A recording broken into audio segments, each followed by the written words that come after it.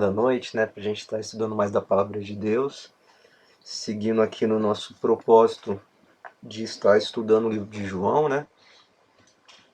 Já vou abrir aqui o chat aqui para ficar de olho no pessoal. Quem já quiser ir colocando a sua mãozinha aí. Bom demais estar aqui hoje com o pastor Magno aqui, pegando um negócio, ninguém tá vendo ele, ninguém tá vendo. Isso daqui vai sair na edição. Laurinha, Henrique, Rafael, Tatá, Logo hoje que tava Gabi. filmando. Ninguém viu. Eu falei, tava gravando. Mas é isso aí, depois na edição a gente mexe isso, gente. Hoje vamos aqui meditar um pouquinho em João 9, né? João 9, 10. Umas passagens bem interessantes que traz tanto um milagre de Jesus, né? Algo, digamos, mais prático, né? Como traz também alguns discursos de Jesus bem interessantes. Então, o pessoal pode ir mandando a mãozinha aí já, começando por João 9, né? Enquanto o pessoal vai mandando, eu já vou comentar aqui uma coisa, que é uma passagem bem bacana, né? Essa passagem da cura do cego de nascença. Aqui é um milagre que a gente vê que só tem aqui no livro de João, né? E é um milagre que também mostra bastante da relação de Jesus com o povo judeu, que é algo que eu vou comentar mais pra frente também. Mas a primeira coisa que eu acho bem interessante de cara nesse capítulo é o versículo 3, né? Pegando do versículo 2 para contextualizar um pouquinho. E os seus discípulos perguntaram: Mestre, quem pecou, este ou seus pais, para que nascesse cego? Respondeu Jesus: Nem ele pecou, nem seus pais, mas foi para que se manifestem nele as obras de Deus.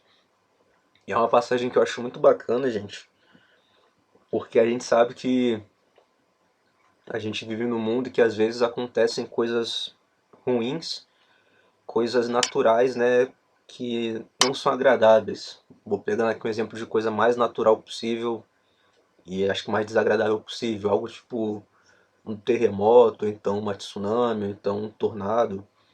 São meio que coisas da natureza, né? Meio que sem explicação nem nada, que simplesmente acontecem. E eu já vi muita gente não cristã pegando essas coisas como se fosse um argumento para não existência de Deus, né? Por exemplo, se tem um Deus que é bom, então por que coisas ruins acontecem? E esse versículo ele é um que mais me serve de resposta para esse questionamento, né? Se existe um Deus tão bom, por que ainda existem coisas ruins nesse mundo? E para mim, acho que a principal resposta para essa pergunta é para que nessas situações ruins, inclusive, a glória de Deus também se manifeste, né? Para que nessas situações ruins, Deus está esperando que algum filho de Deus se posicione para fazer a diferença, né? Então, sei lá, acontece algum desastre natural em um lugar. O filho de Deus ele vai ter, se ele se dispor, claro, ele vai poder ajudar aquelas vidas ali para estarem se recuperando. A gente tem até exemplos também de, por exemplo, calamidades naturais que estavam acontecendo, que pareciam que iam chegar em algum lugar, e de repente os filhos de Deus começaram a orar, e essa calamidade não chegou naquele tal lugar. Eu estava até lembrando aqui há pouco tempo daquela, acho que é, como que fala?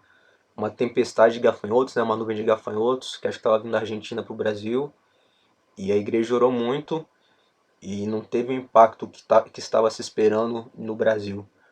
Ou seja, uma situação ruim, sim, que aconteceu, mas que é uma oportunidade de Deus estar agindo. Então é uma oportunidade de Deus estar mostrando o poder dele de intervir para calar o mal, né? E a questão apenas é se vai ter algum filho de Deus disposto ou então disponível para isso, né? Para impedir esse mal, para agir nessa situação ruim. Porque também tem aquela passagem, que, se eu não me engano é de Ezequiel, que Deus está procurando um homem só para se colocar na brecha e ele não achou nenhum. Então, que nós possamos, né, ser essas pessoas disponíveis para Deus, para quando acontecer algo ruim, ou então uma pessoa doente. Cara, por que essa pessoa ficou doente? Cara, dentre outros motivos, eu creio que também é para Deus tá mostrando o poder dele de curar, tá mostrando o poder dele de agir no meio da situação ruim. E é algo que eu acho muito interessante isso. E aqui eu vou seguir já pro Gabi. Tá contigo, irmão. É na mesma toada, por isso que eu já pus a mão ali. E ainda dentro desse assunto, né, cara, a gente não, que você começou falando, a gente muitas vezes até dentro da igreja não entende essa questão que tu colocou de, poxa, por que algo ruim? E o Henrique tá ouvindo ou não? A Laura também não tá ouvindo. Ela não sabe, Acho mas que ele tá. tá ouvindo. Enfim, muitas vezes a gente dentro da igreja fica, né, questionando coisas a esse respeito. E a gente não entende, quando eu falo a gente, estou falando principalmente de mim, a justiça e a soberania de Deus, né? Eu fico questionando a Deus mesmo, meio como fez Jó, né? E aí Jó se encaixa perfeitamente nesse contexto. E ele ainda questionou a Deus, o pastor Magno falou outro dia que Jó fez 4 ou 7 perguntas, eu não lembro muito bem, que o pastor falou, fez algumas perguntas para Deus e Deus respondeu outras várias naquele tom que a gente conhece, de tipo assim, quem é você? Eu criei tudo, eu fiz tudo. E a gente entender a soberania, a justiça de Deus é algo realmente complicado, não é bem fácil, não. Eu ouvi alguém dizer também outra vez um pouco sobre o aspecto cultural dessa mesma passagem, sabe, Mateus e pessoal? As pessoas. Isso, 4 perguntas já respondeu com mais. Deus respondeu com mais de 100, exato. E aí eu vi outra pessoa também falando sobre o aspecto cultural dessa passagem, e aí eu tenho um ponto a acrescentar sobre aquilo que você falou. Era comum é, a gente vê na sequência dessa passagem que esses jovens, que esse cara cego tinha uma família, que depois vai ser questionada lá pelos fariseus. Mas, pô, se ele tinha uma família, por que que ele era conhecido como mendigo? Que a própria passagem vai dizer também que ele era conhecido assim, ali. E aí vem duas coisas. Uma é a família incentivava isso para poder ajudar dentro da própria família, né? Tipo, a pedir esmolas. Não dizendo que esse era o caso específico desse cara.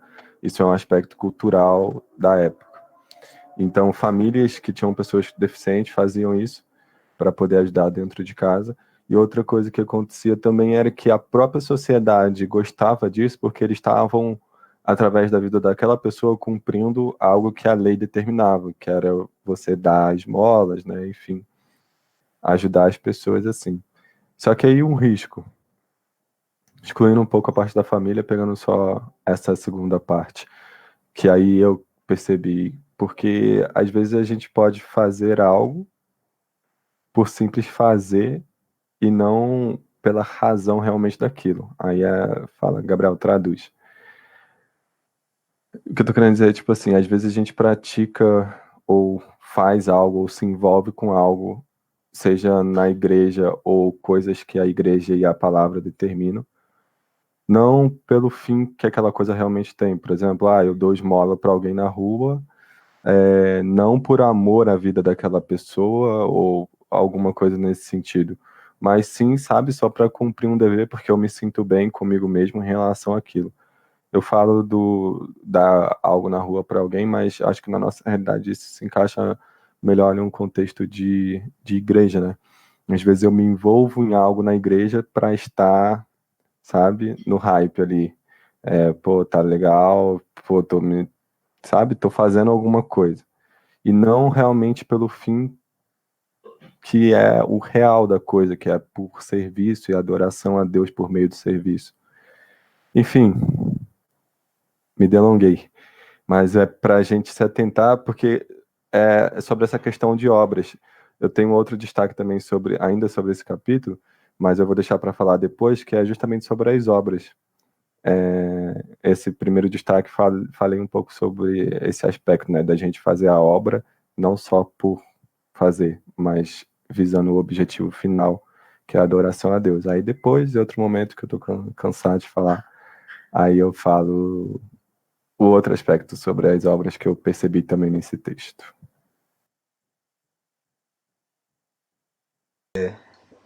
É isso aí mesmo, irmão. Eu até, eu até lembrei aqui de Mateus 6, versículo 1, que fala: Guardai-vos de exercer a vossa justiça diante dos homens, com o fim de serdes vistos por eles. Doutra sorte, não tereis galardão junto de vosso Pai Celeste. E eu até comecei a pensar, cara, se eu tô tipo assim ali no altar tocando, meio que pra ser visto, não é nem que meu galardão, que eu vou tipo assim, ganhar um pouquinho menos galardão. Eu não ganhei nada de galardão.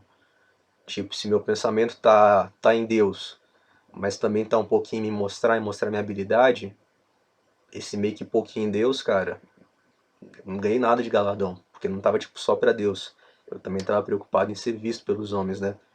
Então realmente, cara, é muito séria essa questão da nossa intenção, né, com as nossas obras. E depois a gente pode até comentar um pouquinho mais sobre isso. Primeiro, aproveitar a Tatá que já pode falar, depois a Laurinha. Tatá? Vocês dois pegaram, né, o versículo 2 e 3, e eu acho muito legal que nesse estudo vocês às vezes passam uma visão que eu não tinha pensado, porque eu também tinha anotado nesse versículo, mas o que eu achei, uma das coisas que eu achei interessante é que os discípulos, que eram pessoas que andavam com Jesus, nessa altura do campeonato, eles já sabiam que Jesus era uma pessoa que operava milagres, né? A primeira coisa que eles fizeram, ao invés de se prestar para ajudar o homem de qualquer forma, foi criar essa especulação acerca do motivo pelo qual ele era cego. E às vezes nós somos essas pessoas, né? Às vezes chega alguém, ou então a gente vê alguém na rua, ou em qualquer lugar que for, e o nosso primeiro olhar para essa pessoa é um olhar de especulação, tipo, meu Deus, mas será? O que rolou? Sendo que Jesus nos olhou com um olhar de misericórdia em todo momento, né? E como a gente busca ser pequenos cristos, foi um choque, assim, para mim, para eu rever minhas próprias atitudes. Eu falo isso, mas principalmente para mim.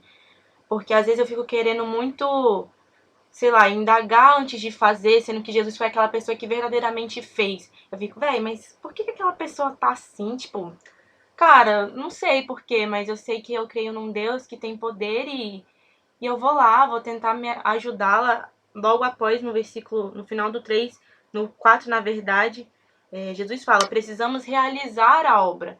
Então me passa muito esse recado de tipo, para de só especular, na verdade, se possível, para de especular 100% e faça, entendeu? Não fica tipo, ai, com achismo, com questionamentos que não vão levar ajuda, não vão levar a lugar nenhum e parta para a ação. Parta para fazer aquilo que verdadeiramente Jesus faria.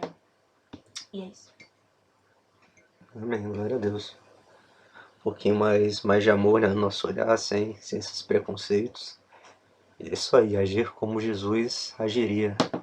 Falar como Jesus falaria. Como a Laurinha irá falar agora. Uma palavra como Jesus falaria. Laurinha? Ai, ai, essa foi boa.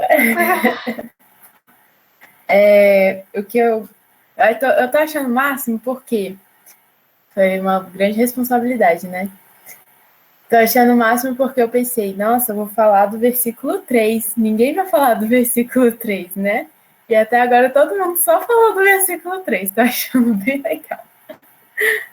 Mas eu quis ainda continuar falando porque acho que foi o Matheus que estava dizendo aí sobre, tipo, às vezes a gente pensa, por que determinada coisa ruim acontece comigo e tal? Será que Deus está me castigando? E na minha vida, né, já passei por umas boas e ruins de realmente pensar, ficar lá, por exemplo, em hospital pensando, meu Deus, por que eu tenho essa doença? Por que eu tô aqui? Por que eu preciso de uma cirurgia? Por que eu preciso de um tratamento? Eu sou uma pessoa tão boazinha, né? Eu não merecia uma coisa dessa. Mas esse versículo muito muda a minha vida. Todas as vezes que eu li, eu sempre isso me vem à cabeça, né?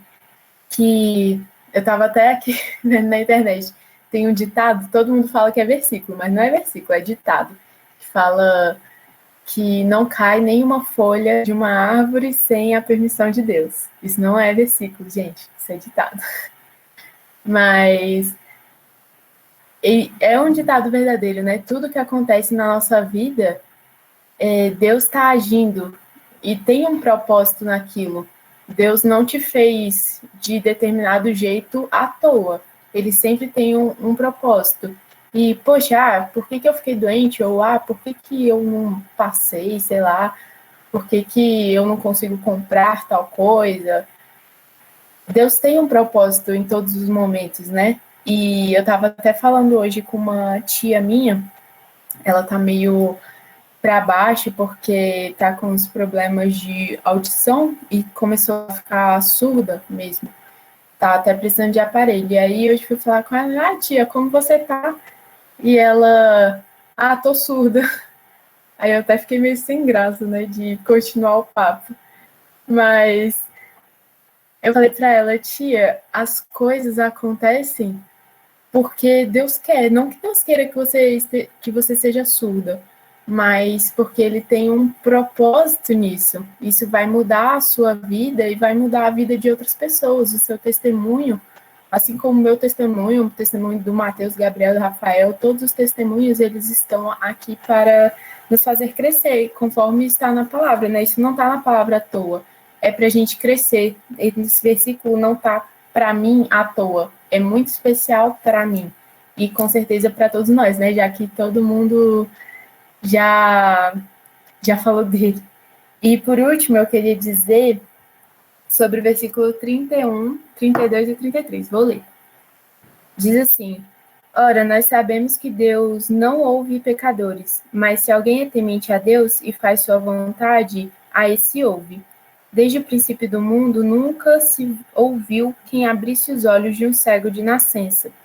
Se este não fosse de Deus, nada poderia fazer.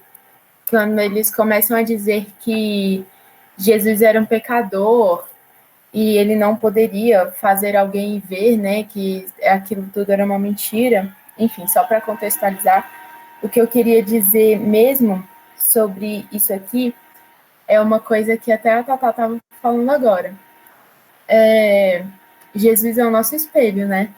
E tudo a gente tem que se espelhar em Jesus.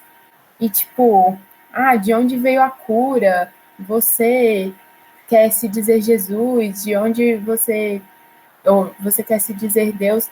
Cara, não importa. Se Deus está comigo, então vamos viver Jesus, vamos viver o sobrenatural. Isso é muito mais importante do que de onde as coisas vêm. E seguir esse exemplo de Jesus, sabe? De dar a cara a tapa. Jesus estava ali para isso, estava ali para curar, para fazer a diferença, não só na vida daquele cego, mas na vida de todos aqueles que estavam assistindo, argumentando, de todos aqueles que passaram por essa experiência. Então, eu queria ser o tipo de pessoa que dá a cara a tapa mesmo e dizer, não, eu sou seguidora de Jesus, se você é cego, eu vou orar por você e eu acredito mesmo que Jesus vai te curar. E se você é surdo, eu acredito mesmo que Jesus vai fazer você ouvir. Se você não anda, eu acredito mesmo que Jesus vai fazer você andar. Só que me falta um pouco de coragem ainda. Então, é isso. Vamos treinando, galera.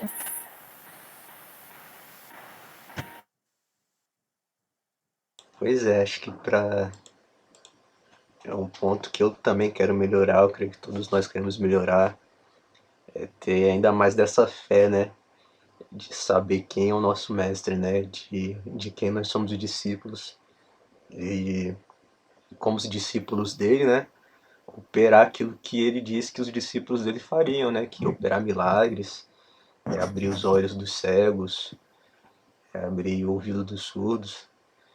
E o Gabi quer comentar alguma coisa aí? Que eu vi que abriu o áudio.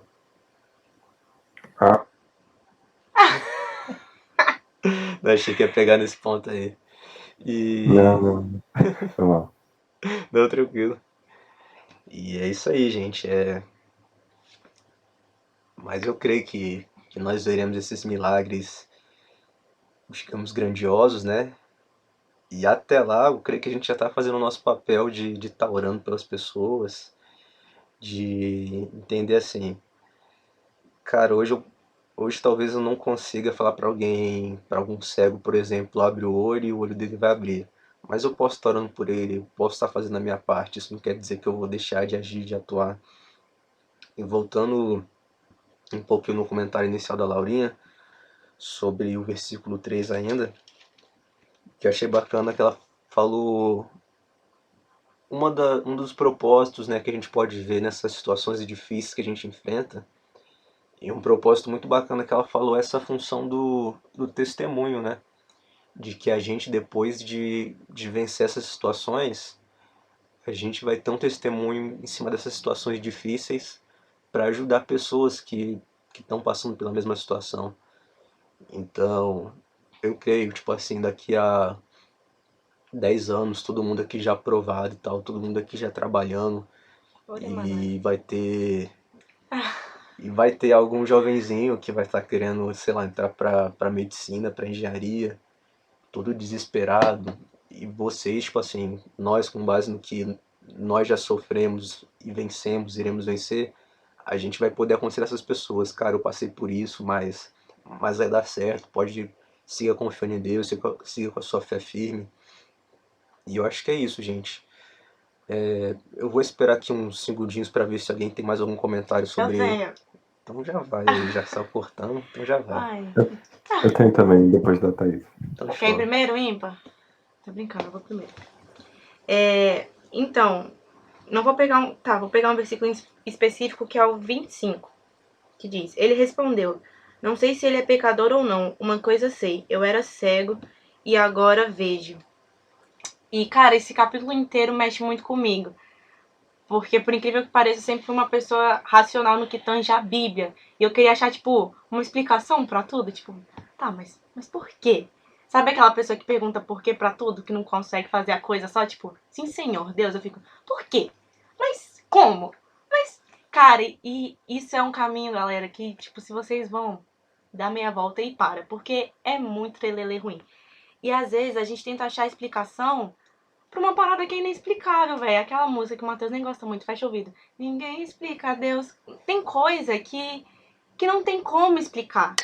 E aí a gente vê ao longo de todo esse capítulo o tanto que os fariseus perderam. Eles estavam ali, perto do autor do milagre.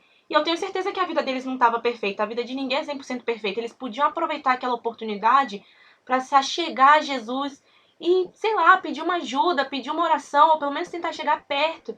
E eles perderam tempo ficando, cara, mas como isso aconteceu? É porque era pecador? Mas você tem certeza? E a, a interpretação legalista dos fariseus foi mais importante do que o milagre em si naquele momento. E eles perderam a oportunidade de gozar de um momento sequer com aquele que é o ator da vida, com aquele que é o maior dos maiores, o melhor dos melhores. E às vezes a gente entra nessa situação também porque a gente fica querendo muito achar motivo, muito com a pergunta do porquê, como, muito com os nossos não. E às vezes, cara, eu aprendi assim que nem tudo que Jesus quer fazer por intermédio da minha vida eu vou entender 100%. E tudo bem por isso, entendeu? Tem vezes que ele vai virar pra mim e falar: Tá, eu quero que você faça tal coisa. Aí já vai surgir um: Por quê? Não, tudo bem, Senhor, eu vou fazer tal coisa, porque, falando de mim, eu já perdi momentos, oportunidades com Deus mesmo, que eu poderia ter aproveitado muito mais por conta desse tanto de questionamento meu. E a gente lê a Bíblia assim, às vezes a gente fica, eu sou craque em fazer isso, eu fico, caraca, esses fariseus, eles eram muito mané. Eu leio aquela passagem do pessoal com Moisés, eu fico, gente, esse povo aí, sangue do Cordeiro Imaculado, esse povo era muito reclamão. E eu sinto dizer que a gente é esse povo muito reclamão, a gente é esse povo que por vezes se porta que nem os fariseus. Então, quando a gente lê essas passagens, que a gente vê uma galera fazendo umas paradas muito nada a ver, que liga essa lanterna de tipo, cara, você pode ser essa pessoa. Então veja o que eles fizeram de errado e não faça. Se você tem uma oportunidade com Jesus, se você vê um mestre, se você vê um ambiente de glória, ao invés de você perguntar, cara, mas por que aquela pessoa tá falando em língua? Fala, Deus, derrama uma baixura em mim também que eu tô querendo Enfim, sem ficar muito nas perguntas, porque nem tudo que concerne a Deus a gente vai conseguir entender. É muita grandeza, é muita soberania, e às vezes compete a nós dizer somente o sim e o amém. E é isso. Amém, gente. É isso aí mesmo. Se a gente ficar só na razão, né? A gente vai ficar muito travado, né? Se tu for ficar só na razão, você não vai ter a coragem de chegar para um desconhecido e falar, né? Cara, Jesus te ama. Então, que a gente seja dê mais liberdade pro Espírito, né? Pra ele estar guiando a gente, mesmo quando a nossa razão fala o contrário. E agora eu vou passar para um cara que é cheio de razão, mas ainda mais cheio do Espírito Santo, Gabriel Vilarinho. Caraca, eu tô curtindo essas passagens. O que acontece? Thaís estava falando dos fariseus, eu ia falar deles também, porque. E tanta, acho que a gente não entende nada, né? Nem os fariseus entenderam nada, a gente também não entende nada, só a misericórdia de Jesus mesmo na nossa vida, porque esses caras chegavam a ser engraçado, e a parte cômica que eu acho realmente engraçado, versículo 14, 15, 16. Porque, por exemplo, o 16 diz assim: Por isso alguns dos fariseus diziam: Este homem não é de Deus, porque não guarda o sábado. Outros dos fariseus diziam: Como pode um homem pecador fazer tamanhos sinais? E houve divisão, dissensão entre eles. Isso me mostra que eles estavam, sabe, perdidinho, mano. Eles estavam realmente confusos e não aproveitaram, como a Thaisa falou. Só que, pera, como se isso, exatamente, que a Thaisa estava falando. Eu não vou comentar de novo, não, porque senão vai ficar repetido em cima do outro, mas eles perderam realmente essa oportunidade. Eu quero falar um pouquinho sobre as obras de Jesus, que é justamente a respeito desse ponto. As obras de Jesus, elas confundiam os caras sem Jesus precisar, sabe, entrar em um embate com eles. A gente já falou um pouco disso no livro de João, e de novo aparece. Jesus faz o milagre, cura lá o cego no sábado. Os caras ficam conversando entre eles e ali entre eles existe, sabe, esse questionamento sobre, poxa, a obra que ele está fazendo é boa, e aí a gente se remete ao versículo 31, diz assim: Sabemos que Deus não atende a pecadores, mas pelo contrário, se alguém teme a Deus e pratica a sua vontade, a este atende. Eles estavam realmente confusos de, poxa, como é que ele pode ser um endemoniado e Deus ouve as orações, as coisas que ele pede. Então, as próprias obras de Jesus falavam por ele e os fariseus ficavam lá com a racionalidade, os questionamentos que a Thaisa falou. Deixa as obras falar, mano, sabe? Acho que é isso que me chama a atenção, assim, deixa as obras falar. Às vezes a gente vai sentir vergonha, medo, vai sentir tanta coisa que a gente sente, né? Mas em relação principalmente ao que as outras pessoas pensam de nós, e deixa a obra, mano, deixa a obra falar, não precisa se defender e só vai. Acho que esse era o ponto.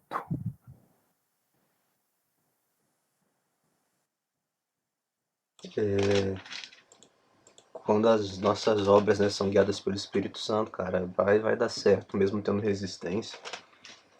E eu acho que aqui eu já vou cair no capítulo 10, tá, gente? Já pegando esse link dos fariseus, para comentar algumas coisas que eu achei interessante, né, no comportamento dos fariseus. A primeira coisa que era um comportamento muito crítico, né? Sempre muito crítico. Tipo assim, de fato, segundo a lei, você não poderia fazer algum trabalho no sábado. Só que eu tava pensando aqui, cara, qual foi tipo o trabalho que Jesus fez aqui? Tipo, pegar barro e passar no olho?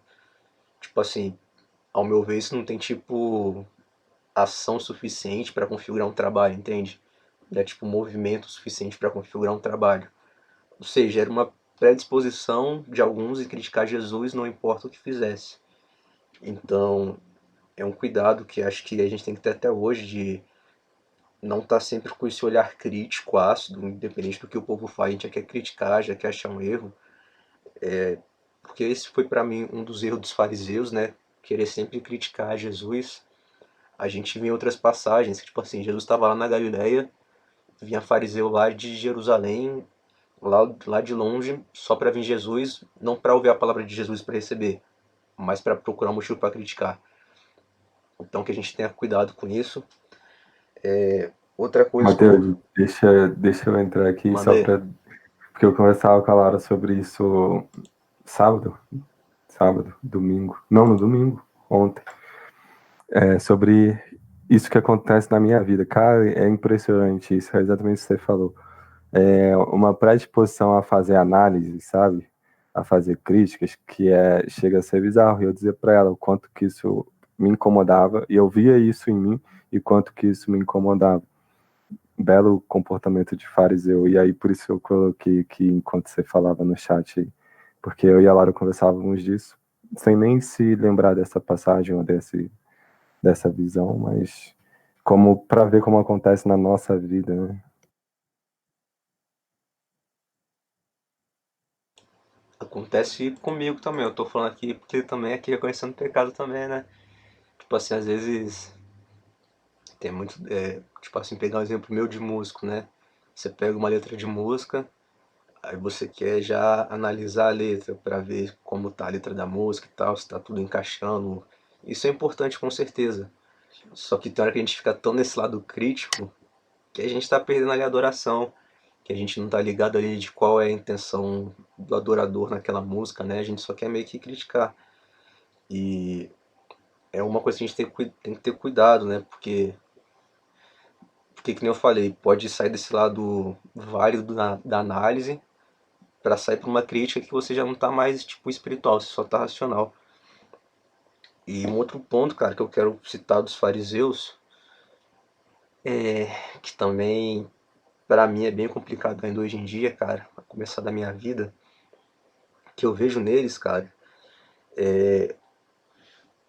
uma tentativa de defender a religião deles, só que sem dar espaço para o novo de Deus, tá ligado?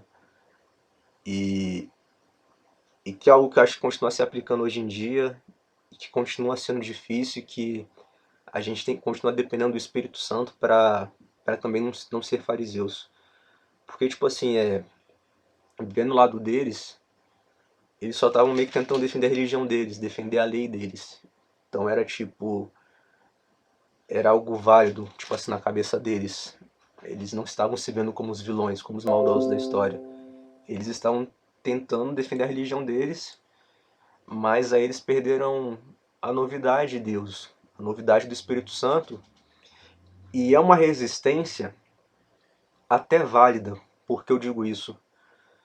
Porque no Antigo Testamento já havia os alertas em relação aos falsos profetas, né? E aí eu imagino na cabeça daqueles caras pensando, pô, será que esse Jesus é um profeta de verdade ou é um falso profeta? E nisso eles ficavam naquela resistência. E eu acho que é algo que continua valendo até hoje, cara. Coisas novas que Deus quer fazer, só que às vezes a gente fica naquela, pô, será que é válido? Será que não é uma heresia na verdade? Tipo assim, e como a gente vai saber, cara, se é algo que a gente pode receber na igreja, ou então se é algo que é falso, se é algo que a gente tem que deixar de fora mesmo? Cara, a única resposta que eu vejo é o Espírito Santo mesmo. Porque muita situação caso a caso, e se não for no Espírito, a gente corre o sério risco de ser um fariseu que não aceita nada novo de Deus, ou então de ser um liberalista que aceita tudo na igreja, tá ligado? E é muito difícil isso, cara. Até hoje em dia eu acho isso muito difícil, de como a gente saber o que a gente deixa entrar, o que a gente deixa de fora. E tem que ser só o Espírito Santo guiando a gente. Eu tava lembrando aqui de um exemplo de, sei lá, de anos atrás, a questão da bateria na igreja. Tinha muita igreja que não aceitava bateria, cara. E, e eu entendo a resistência de um pessoal, não, porque vai trazer coisa do mundo na igreja. Mas acho que eu consigo ver, acho que todo mundo aqui consegue ver o poder que tem, tipo assim, a bateria, né, a percussão na música, na Só os adoração, tambores! só os tambores. E, tipo assim, eu peguei esse exemplo bem recente pra mostrar, cara, como até hoje em dia tem essas coisas que a gente sabe, que a gente vê. Cara, será que eu posso trazer pra igreja ou não? Será que eu posso trazer pra minha igreja ou não? Porque eu também eu consigo visualizar que tem coisinhas que pode variar tipo de igreja para igreja. Não é algo bem difícil, cara, é algo bem difícil. E que só o Espírito Santo pode guiar a gente, cara. E eu já vou pedir pro pessoal. Eu, Manda aí. eu decidi que eu não vou mais pôr a mão, não. A gente vai conversando, né? Show. Mas brincadeira, o Matheus ia dizer agora pra todo mundo pôr a mão aí. Mas ponham as mãozinhas, galera. Mas eu vou falar aqui. É porque eu acho legal que a construção mesmo, sabe? Do raciocínio do autor humano, mas do autor Deus. Porque logo em seguida, nessa passagem, ele vai falar, Jesus vai falar uma parábola que eu achei bem difícil, confesso para vocês, não consegui entender assim de primeira nem de segunda, talvez até agora não, mas pelo que eu entendi, Jesus fala justamente sobre um aprisco, né, onde ele é o pastor e ele é a porta, e aí o que entra tem que passar por ele. E aí, sobre o que Mateus estava dizendo, eu destaco o versículo 14. Ele diz assim: Eu sou o bom pastor, conheço as minhas ovelhas e elas conhecem a mim. Então, sobre o que o Mateus estava falando, eu percebo que, como ele disse, né, está ligado com o Espírito Santo. E aí, o que a passagem diz é: conheça a voz do seu pastor. Eu acho que são formas diferentes de dizer a mesma coisa. Por isso eu comecei falando que eu acho legal como a Bíblia e o autor desenvolvem um raciocínio lógico mesmo. Porque os fariseus não percebiam e não conseguiam distinguir. Eles tinham capacidade para conseguir distinguir se era realmente de Deus ou não, por mais que fosse difícil, concordo com o Mateus.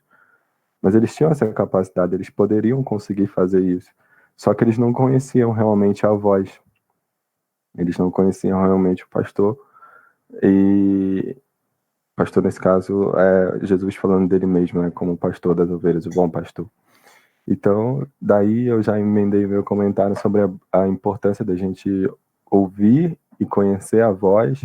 Poderia falar mais sobre intimidade, até necessário para a minha vida mesmo falar mais sobre intimidade.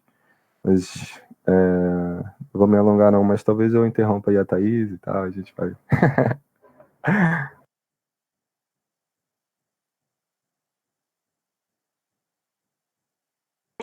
Que sobre conhecer a voz.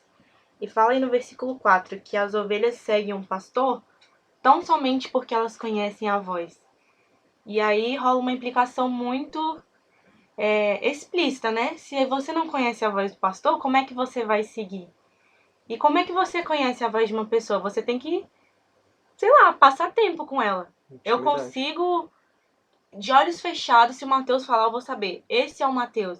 Mas é porque a pessoa com quem eu convivo, com quem eu estou perto, com quem eu busco criar um relacionamento cada vez mais forte. Como é que eu vou conhecer a voz do meu pastor, do meu bom pastor? Igual o Gui falou, no meio de tantas vozes, gente. E, cara, às vezes é muito difícil você diferenciar a voz. Se não for uma voz com a qual você tem um contato dioturnamente, você não vai saber. E dessa forma você não vai ter um direcionamento. E é o que o Gabe falou, isso implica intimidade. Principalmente como o Mateus está falando, nossa, que bonito, né? Que esses dois capítulos se complementam. A gente vive numa época que muita coisa é empurrada como certa, e quem sou eu para dizer o que é certo, o que é errado, sem o Espírito Santo? Então esse tanto de voz pode vir a abafar a voz de quem realmente importa, se a gente realmente não tiver consolidado nele. Muita coisa, gente. Outro dia, eu acho que semana passada, minha amiga estava fazendo umas perguntas, eu até passei pro Matheus sobre um professor de filosofia que fez umas especulações absurdas e a parada entrou na cabeça dela e eu fui tentar dar uma quebrada e eu, Jesus amado, me ajuda, porque a todo tempo, em todo lugar que a gente vai, é uma voz que fala que deve ser de tal forma, que deve ser de outra. E se a gente realmente não reconhecer a voz do nosso pastor, do nosso bom pastor, a gente fica perdido e numa dessas a gente pode acabar tomando uma decisão errada, seguindo uma voz que é uma verdadeira falácia. E como o Gabe tá interrompendo todo mundo, né, Gabriel Vilarinho? Eu vou aproveitar e já vou engatar em outro comentário que eu queria fazer, que tá aqui no versículo 9, que fala: Eu sou a porta, quem entra por mim será salvo. entrará e sairá e encontrará pastagem. E eu sublinhei essa parte do entrará e sairá e encontrará pastagem, porque eu vejo que tem muita gente que ainda acredita que o evangelho nos é como uma prisão, entendeu? Como se nós fôssemos pessoas muito quadradas, que, tipo, como se as coisas boas do mundo nos fossem privadas porque a gente segue a Cristo. Quando a pessoa é do mundo, ela acha que a nossa vida é uma vida meio careta, porque a gente não pode beber, a gente não fuma, a gente não vai pra festança e fica chapadão. Mas eu acho muito bonito nessa passagem que ela fala que a gente entra pela porta, mas a gente sai pela porta. Isso me passa muito um ar de liberdade, não é como se a gente entrasse e ficasse preso. A gente entra, a gente sai, e aí que a verdadeira vida começa. É aí então que a gente conta a pastagem.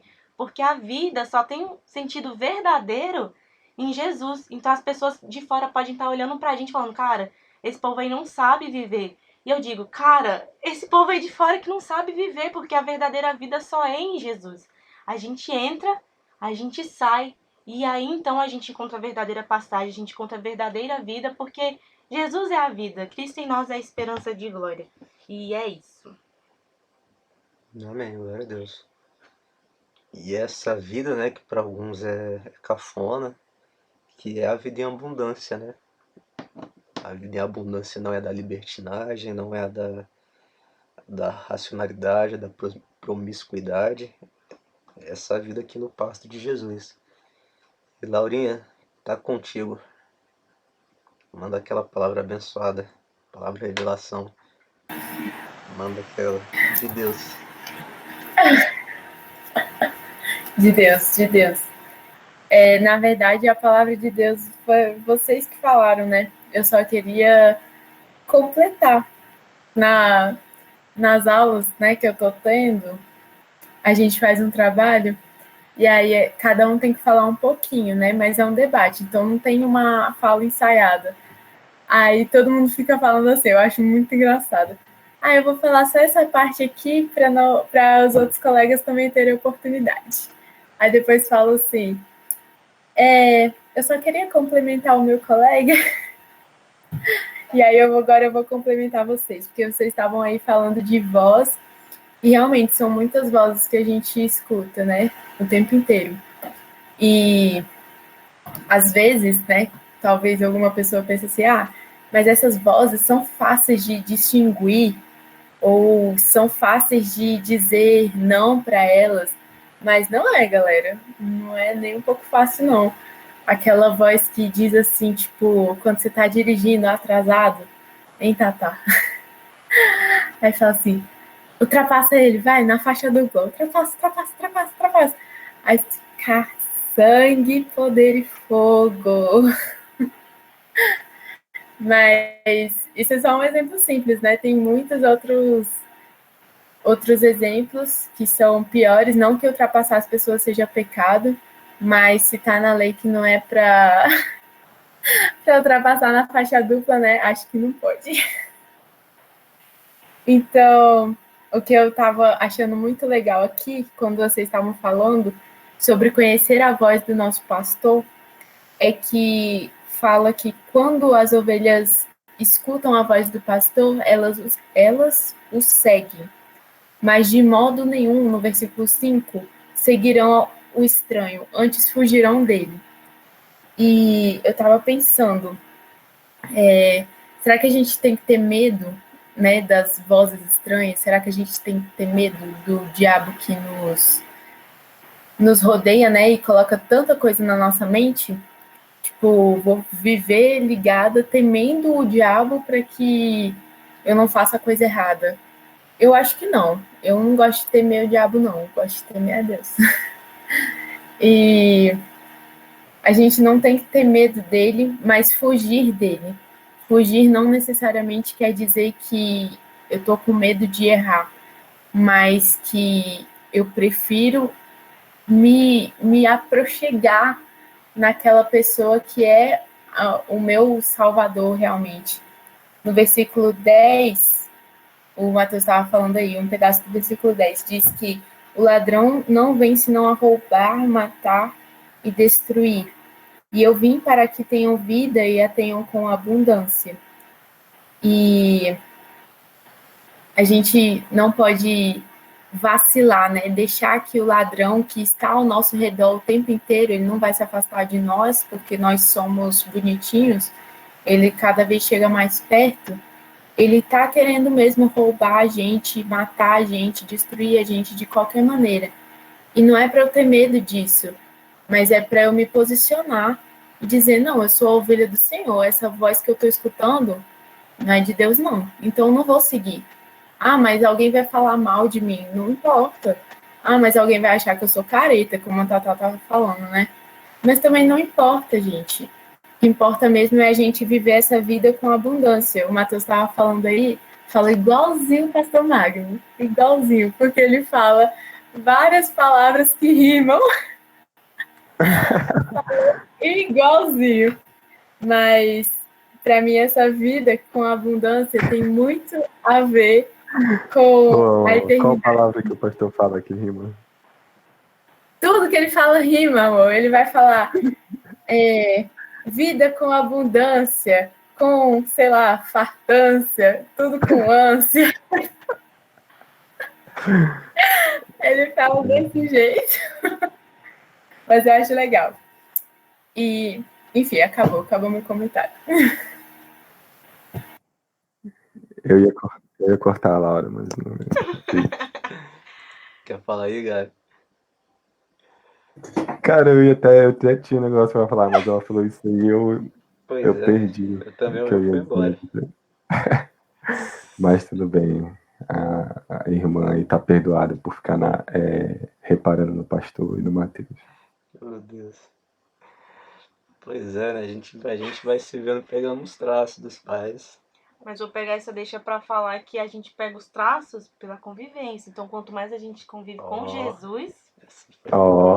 Deixa aí. Eu lembrei que eu ia falar que ela estava dizendo, eu também não concordo muito com a ideia de que a gente tem que viver fugindo do inferno, sabe? Por um acidente, parar no céu. É mais ou menos isso. Tata falou de filosofia, um dia eu vi na filosofia lá alguém dizendo que o inferno poderia ser só a ausência de Deus. Não sei explicar, mas também acho que não seja apenas isso. Mas enfim, para ficar no que ela estava dizendo, né? Que é o que eu disse no começo. Não é viver aí. Ah, tá. E o que o Matheus falou também. Eu acho o desafio muito grande ser livre em Cristo. Porque tem todos esses perigos, né? Tem o inimigo que está aí. E, enfim, é um desafio mesmo. Mas como eu falo lá para os adolescentes, né, cara, eu valorizo esses momentos, seja presencial ou online, porque eu consigo ver, né, sabe, a gente tá lutando junto. Isso dá força.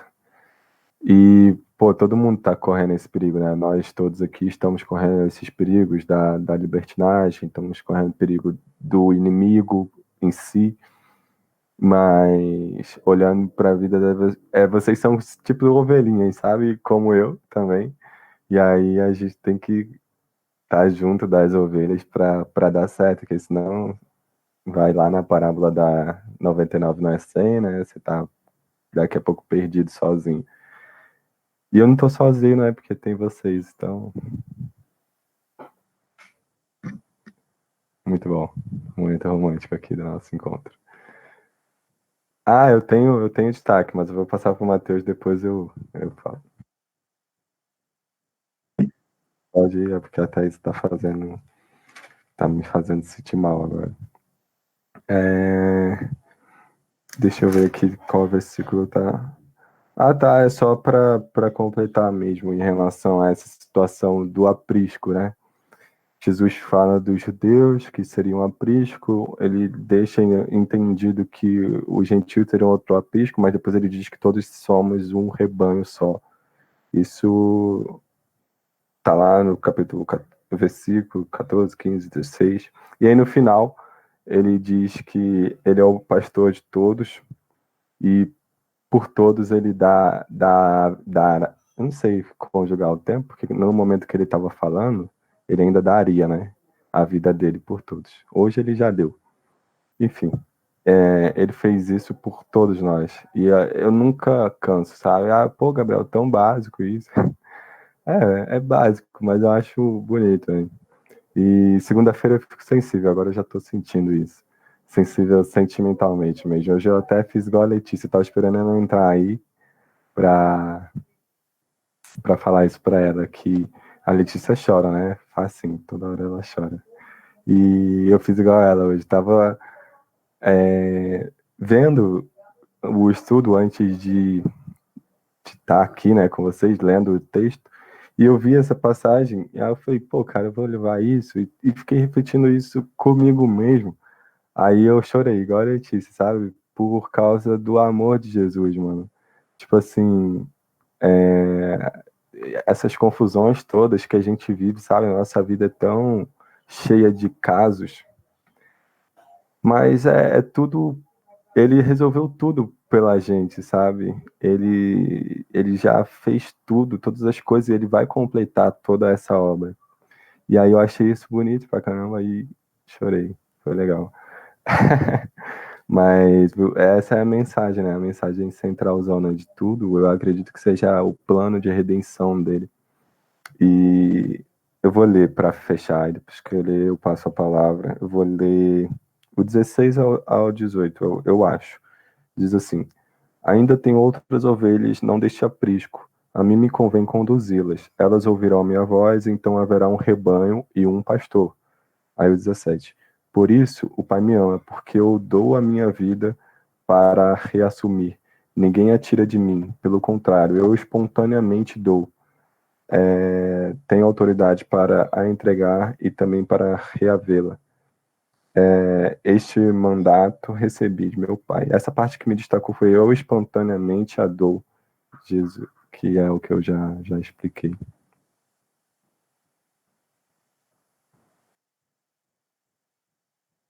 Gente, se ninguém tiver mais nada, acho que a gente já pode caminhar para encerrar. Última chance de mãozinha aí, 9 horas.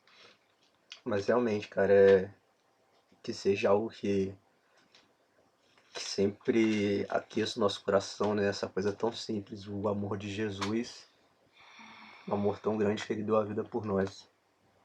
E um amor que eu acho lindo nesse versículo 16, que Jesus ele já estava visualizando a gente, né?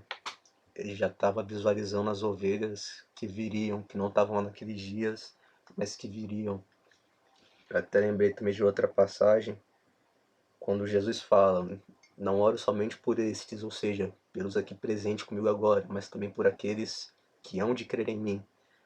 Ou seja, esse amor de Jesus que já estava visualizando a gente há 2000 anos atrás, que já estava visualizando a gente antes da fundação do mundo.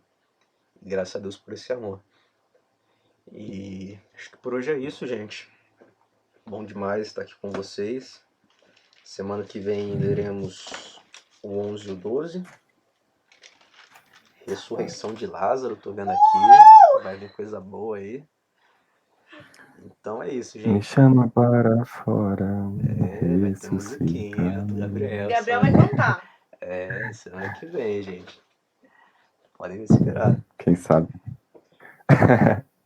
E aí vou deixar aqui pro Gabi E vamos encerrar. orar? Se ele Oi? já quiser puxar aquela oração pela tia da Laurinha. Ah, sim. Quando a Laura falou da tia dela, eu pensei. O problema do ouvido, a surdez que tá acontecendo na vida dela, é realmente talvez o maior problema. Mas eu senti, sabe, ela assumindo para ela, então eu senti uma carga, sabe, sentimental mesmo. Quando eu disse para orar por ela, eu não estava me referindo justamente, poxa, vamos orar. Podemos fazer isso também. Mas eu não estava pensando em justamente, poxa, vamos orar para que ela seja curada. Mas fisicamente do problema no ouvido, eu estava pensando mais no coração dela, sabe, na mente dela. Então a gente pode orar, posso orar por isso aí. Mas eu vou orar por isso, aí a Laura ora pra gente terminar. Eu decidi agora. Oremos então, pessoal. Como é o nome da sua tia? É Kátia. Kátia. Oremos pela Kátia. E Kátia, o nome da moça. Amém. Deus, nós oramos agora, Pai, nesse momento pela Kátia. Como eu estava compartilhando aqui com meus irmãos, no momento eu senti o coração dela, assim, a mente dela turbada, muito envolvida nisso realmente. A própria fala dela me fez perceber essa carga que ela está carregando. E a tua palavra diz, Pai, que o teu jugo é suave, teu fardo é leve, Pai. Pai, e tantas outras coisas. Então, que o Senhor possa apresentar isso a ela, Pai, nesse momento. Eu não sei se ela conhece a tua palavra, não sei se ela é cristã, mas eu acredito no teu poder para alcançar vidas. E o Senhor pode alcançar a vida dela com esse entendimento, Pai, de que o Senhor, sabe, levou todas as cargas sobre si. E sim, nós vamos suportar algumas coisas, mas essas coisas têm que ser leves, elas não podem, sabe, nos consumir. Então, eu te peço que essa preocupação, essa doença não consuma a vida da Kátia, que isso não seja um peso maior do que ela pode aguentar. Eu sei que o Senhor conhece todas as coisas, como dissemos aqui, eu sei que o Senhor é muito mais justo do que eu posso compreender, e eu entendo também que o Senhor é soberano, Deus sobre todas as coisas. Mas eu oro para que o Senhor cure ela também, se for da tua vontade, Pai. Cura a audição dela e que ela possa ser restabelecida completamente. Cuida da Kátia, Pai, em nome de Jesus. Amém. Já pode orar para acabar? Então vamos. Jesus, nós te agradecemos porque nessa ideia que nós tivemos de fazer esse estudo, a gente só cresce. Muito obrigada, Senhor. Muito obrigada porque a tua palavra é maravilhosa. A tua palavra nos faz crescer cada vez mais, nos faz mudar e no nome do Senhor Jesus está cada vez mais nos transformando. Deus querido, eu te louvo, Deus, pela vida de cada um dos meus amigos que aqui está. Te peço que continue abençoando eles, Senhor, e dando para eles visões, Senhor. Quando eles abrirem a palavra de Deus, que eles possam ver a tua glória, ver o teu mover, ver o teu poder, Senhor. E saber, Pai, que isso tudo não se resume às Escrituras. O Senhor está conosco, esse poder continua. O mesmo Deus da época do cego lá, que a gente lê no capítulo 9, é o Deus de hoje, que faz maravilhas no nosso meio. No nome do Senhor Jesus eu te peço, aumenta a nossa fé, nós sejamos cada vez melhores, cada vez mais cheios de Ti. Nos dá força, Senhor, para continuar esse estudo. Em nome de Jesus, que nós possamos estudar a Bíblia inteira sobre a Tua vontade. Eu te peço que nos guarde nessa noite. Em nome de Jesus, amém. Amém. É isso aí, meu povo. Tá. Semana que vem, como o Matheus disse. É porque eu que sempre esqueço. É o 11 e o 12. Ô, gente, Diga. a gente pode fazer só mais uma oração pelo Dudu? Todo mundo gosta muito de orar? Vai ser rapidinho, tá bom? Não vai atrapalhar a janta de vocês, não. Pode. Podemos fazer sim, claro. Então vou lá. Senhor, meu Deus, meu Pai, quero te entregar agora neste momento a vida de Eduardo, ó Deus, esse homem, esse varão de Deus que eu sei que o Senhor já notou desde antes do seu nascimento, desde antes do ventre o Senhor já sonhava com Eduardo, o Senhor já moldava tudo que ele viria a ser, ó Deus, e eu não sei qual é o seu quadro neste momento no hospital, mas eu rogo a Ti, que é o médico dos médicos, Senhor, que é onipotente, pode fazer muito mais do que pedimos, pensamos ou imaginamos, que o Senhor vá, ó Deus, ao encontro do Eduardo, esteja soprando vida de Deus nele, ó Deus. Eu não sei qual é o relatório médico, mas eu sei que o médico dos médicos nos garante que há poder no nome de Jesus para curar. E eu te peço, ó Deus, que esse seu poder venha envolvendo o Dudu neste exato momento, Senhor. Oh, Deus, todo problema para respirar, todo problema no pulmão, alvéola, Deus, em brônquios, bronquíolos, que o Senhor vem estar tirando neste momento, Senhor, e vem estar restabelecendo a cura plena e sem detência sobre a vida do Dudu. Peço não somente por ele, mas por todos aqueles acometidos por qualquer doença, que o Senhor venha, Deus, estar ajudando, ó Deus, venha estar trazendo cura, se essa for da Tua vontade, Senhor, mas que verdadeiramente venhamos mais uma vez gozar da Tua bondade ainda na terra dos viventes. É o que eu te peço e já te agradeço, pois eu sei que nós cremos num Deus que é soberano para fazer muito mais do que pedimos. Amém. Amém. Só isso. Falou.